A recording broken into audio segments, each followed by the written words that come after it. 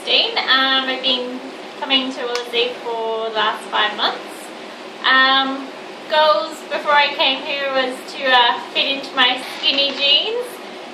They now are doable. I wore them to work the other day, so I'm pretty impressed with that. Yeah, it's really good. Like, you come and you work out here for an hour and he pushes you hard. He shows you different sort of techniques to work different parts of your body.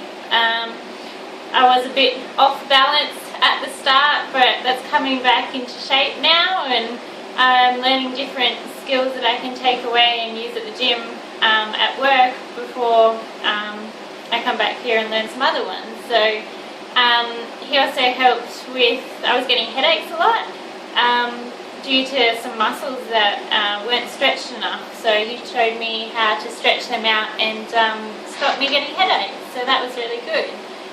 But yeah, so pretty